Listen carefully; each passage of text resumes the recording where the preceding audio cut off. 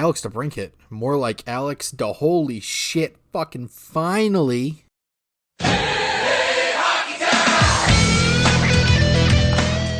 Hello everybody, welcome back to the Motown Max channel. I'm your host as always, the Max Canadian, and holy shit, what a game we just came off of. The Detroit Red Wings beat the St. Louis Blues at home 6-4, coming back from a 4-0 deficit, and holy shit, did I think I was going to have a heart attack. Like, oh my god, this game was so infuriating and insanely fun to watch at the same time. Like, it's a tale of two different games. The first, I don't know, half of the game, like up until like 10 minutes of the second period, probably a little bit after that, was nothing but St. Louis Blues, nothing but the same bullshit we've seen that we did in Buffalo and against the Islanders. So I was very upset. I was not a happy Max-Canadian when I watched the first half of this game. But then Todd McLellan comes in at the halfway point and says, no, stop that fucking clock. I need to talk to my guys. And you could see on the bench, he was just ripping into them. He had his mouth covered because, he was probably saying some words that you probably can't say on live television. But he was clearly not happy with them, as he shouldn't be. And he was just ripping into them. And just using the timeout is something that we have not seen in a Red Wings head coach in the last 2 years at least.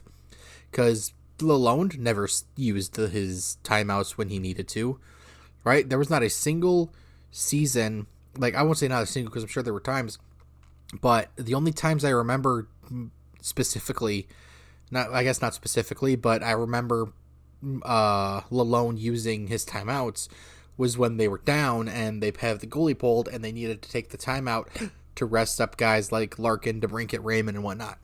So having a coach actually use their timeout to calm the team the fuck down, because St. Louis had just scored 2 more goals in the second period in a matter of like 4 minutes. So McLellan needed to do something. He calmed the team down, reamed their shit, and it ended up being the best decision of the game, because the Red Wings would go on to score 6 unanswered goals and made St. Louis look like a fucking child. Like, it wasn't even close, essentially. And kind of brings it to... It kind of makes you think, not kind of, it does make you think, why weren't you playing like this at the start of the game? And I don't know if it's a mentality thing. I don't know if it's just disinterest in something. I don't know. I find it hard to believe it's disinterest because these guys are pros. You don't become a professional player in any sport if you don't like the sport that you're playing.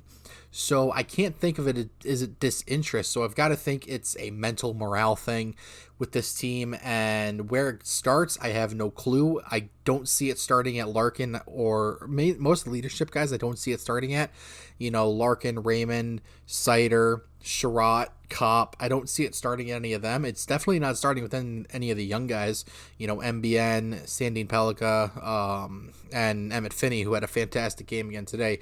ASP also had a pretty solid game. MBN was pretty invisible, but, I'm not too worried about him. And he did have one really good chance, but of course, as it happens with MBN all season so far, whenever he gets the puck on his stick in a grade A scoring chance, some defenseman or forward makes a Lidstrom caliber defensive play, and it just blocks the shot and causes nothing to happen. And I will get to it. But yes, it was I've lost my train of thought already, but it was, I don't know where the mentality thing comes from, or if it's just a general, like, if it's a vibe in the room because you got beat the hell up so badly.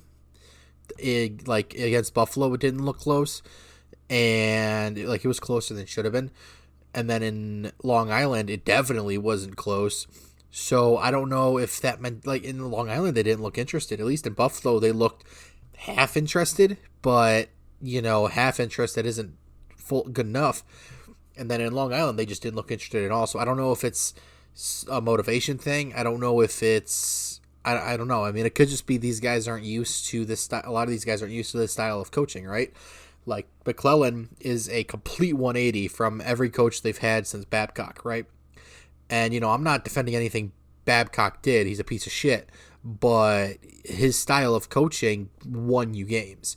And that's a lot like how McClellan is. McClellan will tell you how it is. He'll call you out. He'll bench you. He benched Rasmussen this game because Rasmussen has been playing like shit the last few games. So, I mean, we finally have a coach that'll bench guys no matter where they are in the lineup, essentially. Well, I won't say that because you're probably not going to bench Larkin, Raymond, DeBrincat, Finnie at this point. Casper, you might not bench. You're not going to bench Edvinsson, Sider, probably not Sherrod or Sandin Pellikka. I wouldn't bench Bernard Docker. I mean, but there's a few guys on this team that could do good with a benching as like, hey, you're not playing good enough. Sit the fuck down for this game and think about what you've done, But I'm getting off topic here a bit. The game. We're gonna get into the game. Sorry, I'm really hyped up right now, you guys. It was a fun night for the most part. But first period, obviously, Red Wings didn't score at all. They looked horrible the first period. And it was just poor defensive plays all around. Defense didn't show up whatsoever. St. Louis scores 2 in the first period. Go to the second period. St. Louis scores 2 more in the first half. Timeout's called. Then finally, the Red Wings come in, and it's Jonathan Berggren with his second in as many games. And oh boy, has he looked good so far. He looked good against the Islanders where he scored a goal. And he's looked good since he's been back in the lineup. So I think he's starting to pick up where he should be. Berggren gets the goal, left all alone too, by the way. Then right after, it was Comfer who deflected a beautiful, and I mean beautiful, deflection. Comfer's had some really good plays as of late. A beautiful deflection on the Hamonic goal. And then following that was Finnie's goal, who he just dug at it. Like, at least I might have gotten those two flipped. I don't remember. But Comfer scores, Finnie scores. We're going to the third period, 4-3, and not too long after the periods, I won't say not too long, but like halfway through the period, Alex motherfucking DeBrincat, he gets in, he hit 2 posts in the first 2 periods. I don't think you guys realize this. He hit a crossbar on basically a wide open net again. And then after, like that was in the first period, the second period, he hits the post on what was a 2-on-1, I'm pretty sure. It might have been a 2-on-2 or a 3-on-2, but he hits the post on another grade A chance, and this man, you think, may never score again. Like, I'm posting on Twitter, I'm about to start buying Etsy witches to take the curse off of this man. And lo and behold, he gets the game-tying goal. He comes up through the zone, crosses right into center ice, rips the fucking thing past Binnington, and bam, we got a tie game. And we're not done, ladies and gentlemen, because Simon motherfucking Edmondson, who had a horrible 2 games in Buffalo and Long Island, massive bounce back game for this man. Yeah, he took a bad penalty in the first period that caused, I believe, the second goal. It might have been the third goal in the second period, but he comes back, has a fantastic, I won't say fantastic, but he had a really good bounce back game, and he comes in, scores the game-winning goal off of, it was a weird bounce, but we'll take it, gets past Binnington, and then bam, he scores the empty net to drive in the fucking nail, and oh boy, was it a good game, ladies and gentlemen. I am so happy that this game took place, because like I said, I was about to have a heart attack, I believe, in the first period and a half, because I can't turn off the games. I got to watch all these games pretty much all the way through, and it gets painful sometimes. And I started seeing people leave when it became 4-0, and I'm like, all right, it's only halfway through the game, but 4-0, they're likely not going to come back from this, and you motherfuckers decided you weren't going to believe in your team. I mean, no matter what you guys seen on Twitter, I believed in this team the whole time, baby. Follow me on Twitter and whatnot, but don't take anything I say seriously at this point. That's a lie. Take everything I say seriously. I don't know what I'm saying anymore. I'm loopy, but yeah, it was a fun second half of the game. I will say that, and I'm hoping that they can build off of this. Building off of this should be number 1, and McClellan should be driving that home at practice very, very quickly. So The penalty kill was all right. I think they were about 50%, maybe a little bit more. Power play, I think, still needs some work. That power play 1 unit is definitely missing Patrick Kane. I believe that Finnie looks good on that line, on that power play 1 unit, but they're missing the creativity of Patrick Kane, and it's pretty obvious still that Raymond isn't 100% him. And even so, he's not as creative as Kane is. So it's going to be rough for that first power play unit without Kane for a bit, but the second power play unit looks actually pretty good. And that's the one that's got ASP quarterbacking it. It's the one that has MBN on it. I believe that second power play unit right now, some of those guys rotate because, rotates between like Berggren and Soder, Blom and JVR, stuff like that, whoever's in the lineup. But this game, the second unit was Sandin Pellikka, JVR, Comfer. I think Comfer and Kopp switched at one point. And then MBN and Emmett Finney, fucking Casper. Casper was there. So it's JVR was there too. I might have said JVR already. I don't remember anymore. I'm tired. So, but anyways, yes, this I do think this was a good half of a game from the Red Wings. If they want to win any more games, because they've got not a very, I won't say an easy schedule coming up. Just because the rest of their October looks like they've got the Blues on Tuesday, so they've got a pretty nice 2-day break coming up, and then Thursday they've got their looks like the California trip, or their West Coast trip, where they've got LA, Anaheim, and San Jose. This trip did not go well for them in the last season. They came out of that with, I believe, 1 out of 6 points.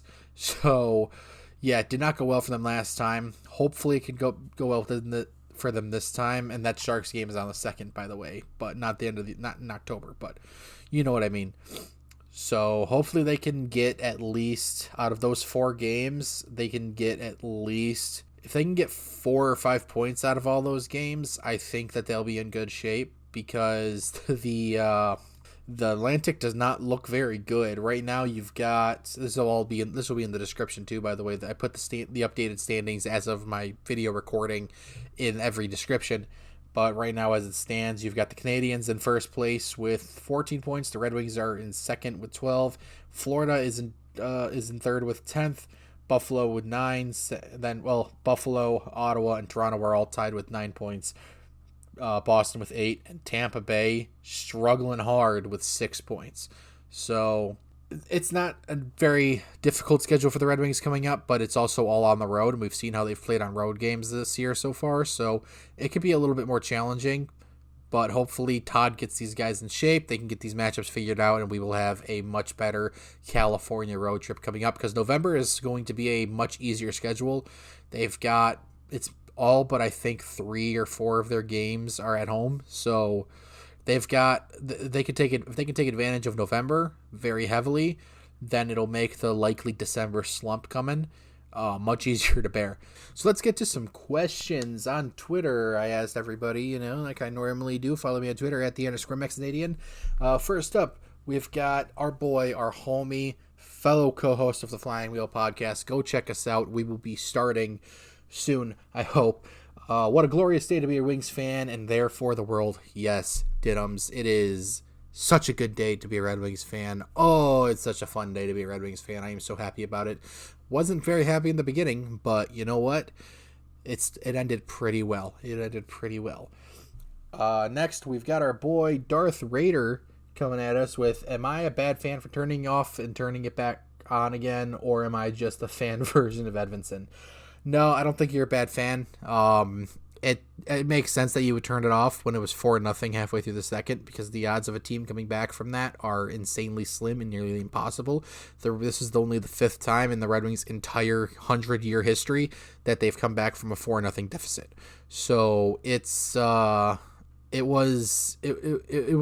understandable that you turn the TV off. It's far more understandable that you turn the TV off and go watch Michigan State or the World Series instead of watching your favorite team get pummeled by the St. Louis Blues. than it is to walk out of the arena that you paid probably $100-something a ticket for each seat, and it's halfway through the game. I don't care how bad my team's getting their ass kicked. If I paid that much money to go and watch a hockey game, and then I paid another $30 to $40 just for myself to have 2 or 3 beers, I am going to stay there for as long as I can humanly handle it. I don't care how bad it is. I'm there to have, I paid for the fucking seats, all right? I paid a lot of money to be there, and I am not just going to walk out halfway through the game. It's not going to happen. And finally, for Matt Treeman, boy, homie, another homie on Twitter, are the Red Sabres back? It's hard to say, because this was really, like I said at the beginning, the tale of two games. Right, you have the first half where it very much looked like we were going to get the Red Wings from the last 2 games against the Sabres and the Islanders, and we were in for a very, very long night. The second half looked like the Red Wings, who went on a 5-game win streak and played like they were an actually legitimate NHL team and potential playoff contender. So it's hard to say that they're back, but it's hard to say that they're not back. Because we'll have to wait till the next game, because if they can carry this into the next game against St. Louis and St. Louis, then I could probably say that they're back. But road games have been tremendously terrible for them, like I've said so far this season. Now, I mean, I think they're 2-1 on road games so far this season, so it's not been cuddly to them. And we'll see. We'll see. That's all I can say is that we'll see. So, but that is it for this edition of RWFR. Thank you guys so much for watching. Please let me know what you thought about this game in the comments below, and talk to you guys in the next one. Take care, everybody.